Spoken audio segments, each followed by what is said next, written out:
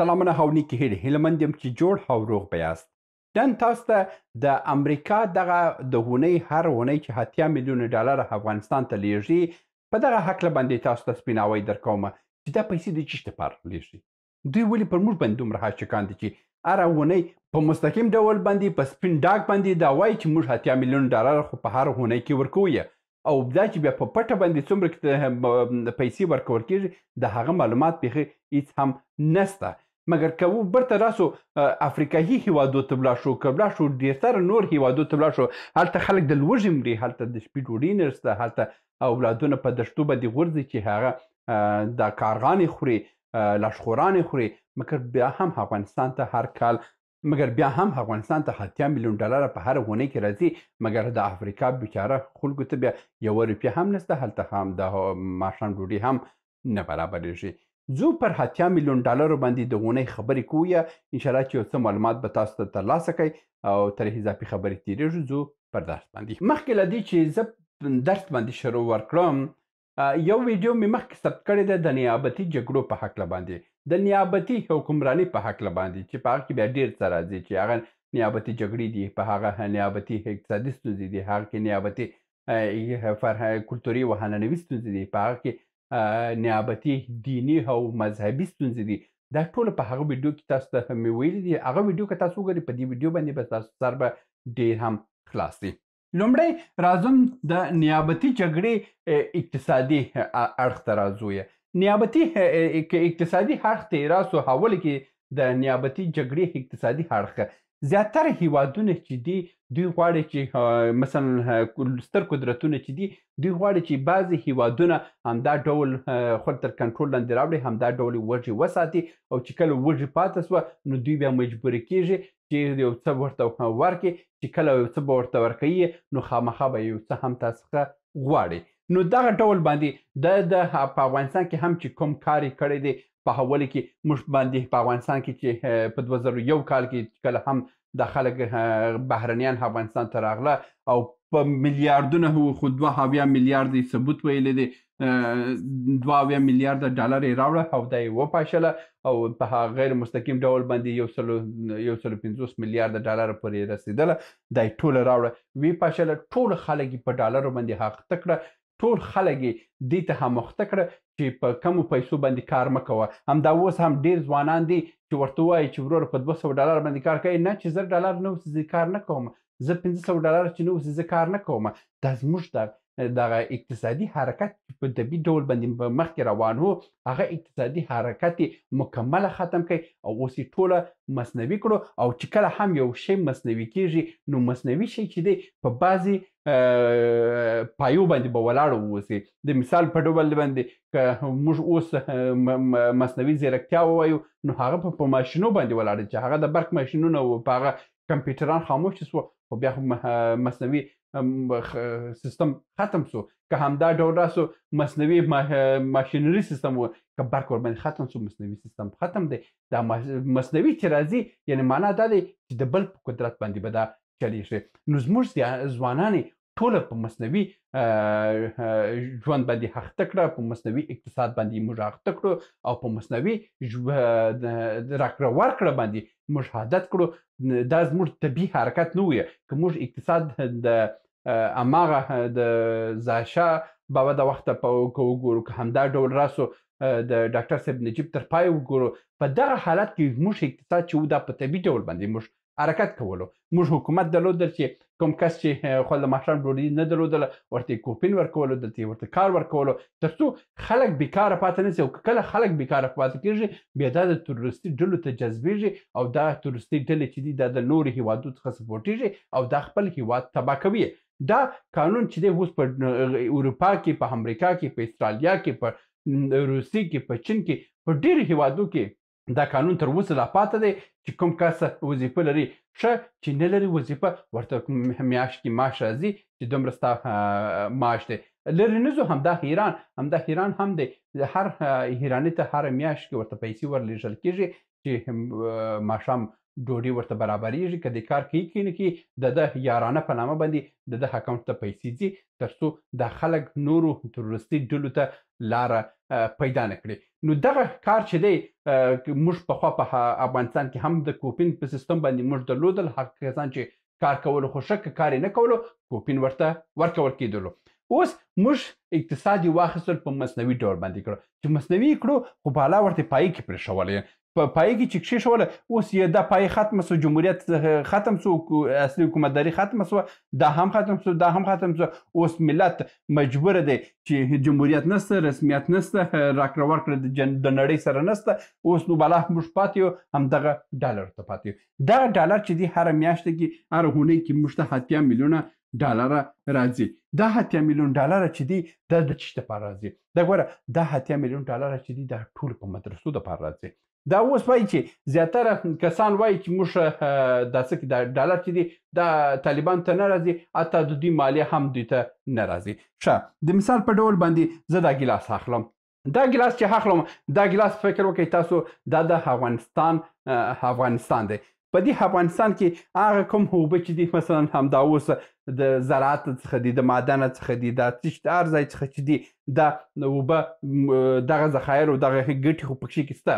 اوس که په دې کې زه د پلاستیک په مرسته باندې په یو بل پلاستیک کې اوبه ور باندې پرېږدم ګیلاس خو ډک سو، نو که دا ډالر هم تا ته راځي خو برته چې کله داسې کېږي کله چې ماتېږي کله صرافیانو ته ځي نو دا خو به برته راځي. د صرافیان مجبور دي افغانستان بانک ته وایي چې ماته افغانۍ راکړه چې زه هلته امریکایي راته ولاړ دی چې زه د مستي په نامه باندې دا ډالر افغانۍ کوم او زه افغانۍ وړم په کلیو بانډو کې بیا کار پکوم.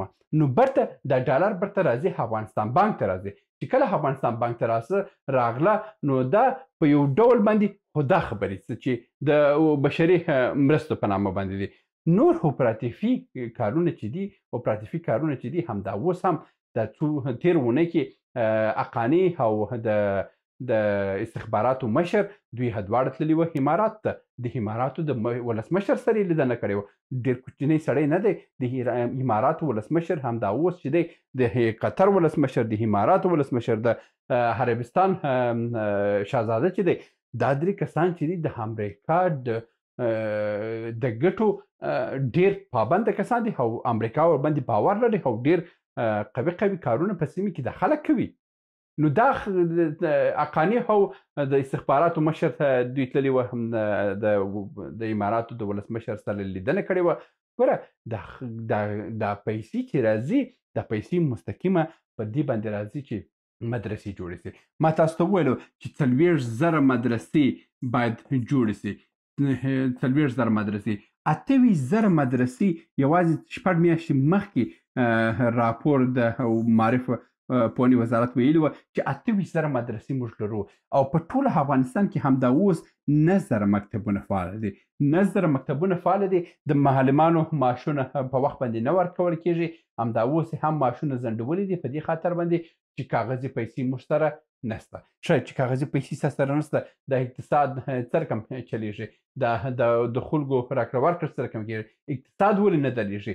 دلته وره پر مکتبونو باندې فشارونه ډېر دي تر څو معلمان مجبوره سي چې ولاړ شي یو کښتکار یو کچالو مچالو یو بل کاروبار شروع کړي تر څو دغه 9,000 مکتبونه هم چې دي دا هم باید ختم سي. او چې دا ختم سوه دا وار کې هغه 48,000 مدرسې داسې به کوي چې په هر کور کې به یو مدرسه اوسي بیخي 90,000.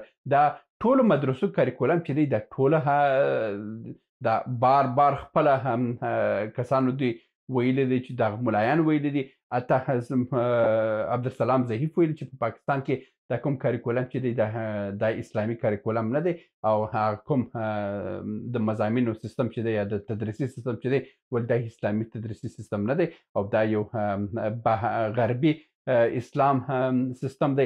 یعنی هغه وخت کې هم ملا ظهیف دا خبره کړې وه او دغه کاریکولم چې په اکوړه خټک کې تدریسېدو اوس هماغه د اکوړې خټک تدریسي پلان چې دی دا اوس د افغانستان په ټولو مدرسو کې باندې ورکول شوی دی او په دې 40,000 کې 10,000 جهادي مدرسې دي. جهادي مدرسې به داسې اوسي چې د انتحاري معلومات به ورکول کېږي، مثلا روزنه د انتحاریانو د وژلو د ټکولو دا شیان به ورکول کېږي. دا هر څه سته. که ستاسو په یاد وسي څه موده وړاندې هم خبرونو د یو موضوع یاد کړه چې په خوست او پکتیا کې بعضو محصلینو ویلي وو چې زموږ د لیلیو انټرنیټونه بند سوي دي او دا هلته مدرسو ته انتقال سوي دي چې په مدرسو کې دا څه یو پورټل ته لاسرسی لري، یعنې یو خاص ویډیوګانو سایټ ته لاسرسی لري چې په هغه کې ټوله د داعش ویډیوګانې دي، که هغه وحشیانه ویډیوګانې دي، ټولې داسې ویډیوګانې دي چې دا کوم کسان چې په مدرسو کې دي دوی لپاره دا ویډیوګانې روښانه کېږي. لکه څنګه چې په اکوړه خټک کې که تاسو په یاد وسي هغه ویډیوګانې هم راووتلې په شمالي وزیرستان کې چې دوی پر دیواله باندې جنتونه یې رسم کړي وو چې دغسې جنت دی، دا میوې به وي، دا غوښو وریجې به وي، داسې نجونې به وي، داسې به فحشا به وي، شراب به وي، هر شی به وي. نو هغه بیچاره چې دلته خو د ماښام په ډوډۍ باندې اخته دی، داسې د بدن ټولو ویټامینونه یې وچ سوي دي، د ټول بدن کلسیم یې وچ دی، درد دی، فلج دی، ټوک دی. دی وایي چې زه په دې حالت کې یم خو ځم غورئ بس په هماغه جنت کې هغه شراب و غور و غلمان ته به ځم. نو دا کیسې چې دي د 80 میلیون ډالره خو په مستقیم ډول باندې، په غیر مستقیم ډول باندې دا 80 میلیون ډالره چې دي دا شاید ډېر هم وځي، دا خو پراتفي دا ټول مدرسو ته راځي او همدا کوم کسان چې پخوا جنګونه کړي دي، وژل سوي دي، د دې ټولو کورنۍ ته دوامداره معاش ورکول کېږي. هغه کسان چې مثلا په تیر حکومت کې د جګړو په میدانو کې وژل سوي د طالبانو د ادرسه، دوی هر کورنۍ ته همدا اوس د 15,000 څخه تر 10,000 افغانۍ او بعضې کورنۍ چې مثلا وایي چې مهمه کورنۍ ده هغو ته یې تر 1,00,000 افغانۍ هم هره میاشت معاش ورته ټاکلی دی. دا معاش د کوم ځای راځي؟ نو دا په همدا خاطر باندې راځي چې هغه د ملنګیان شعر و چې وایي کسب و کمال څه کړم په شکرانه باندې بڼېږم د دې غمه ژړېږم. نو اوس په شکرانې ډول باندې بس هر یو ته شکرانه ورکوي، خپل په کور کې کښېنه، بېکاره کښېنه، نور نو څو ورځې بعد به پر تا باندې تلویزیون هم ختم سي، پر تا به انټرنیټ هم ختم سي، تا به د نړۍ څخه هم کته کړي. او زیاتره کسان وایي چې یاره ټرامپ راغلی دی، د ټرامپ ویډیو به بله شپه هغه نشر سي. په هغه ویډیو کې تاسو ته به وایم چې ټرامپ د افغانستان دپاره کوم پالیسي لري او څه به وسي او څه به ونیسي. مګر د اوس دپاره کوم کیسه چې مې تاسو ته ویلې ده، کیسه همدغه ده چې په تر 2010 او تر 2050 کاله پورې دلته په نړۍ کې یو بل نړیوال سیستم تطبیق کېږي، دلته به نفوس کمیږي، دلته به جنګونه ډېرېږي. نو د 2010 څخه تر 2050 کاله پورې همدغه اوس پوځونه جوړېږي، همدغه اوس تروریستي ډلې به جوړېږي تر څو په دغه منطقه کې بیا د غربي هیوادونو په ګټه جنګونه وکړي. نو دا ډالر د هغو دپاره راځي، دا ډالر به دوامدار واوسي او دا ډالر نه ختمېږي او دا ډالر زموږ ته تباهي دي. دا و د نن ورځې ویډیو چې د ډالرو په هکله باندې تاسو ته وړاندې کړه. هیله مند یم چې یو څه مو ترلاسه کړي اوسئ. تر بیا هم په الله سپارم. ښې چارې. سلامونه. موږ ډېر موضوعات جوړ کړي دي. که سیاسي موضوعات غواړئ ووینئ نو دلته کلیک کړئ، او که غواړئ اقتصادي موضوعات وګورئ نو دلته کلیک کړئ، او که غواړئ چې د تل لپاره راسره واوسئ نو دلته کلیک کړئ او چینل سبسکرایب کړئ. مننه.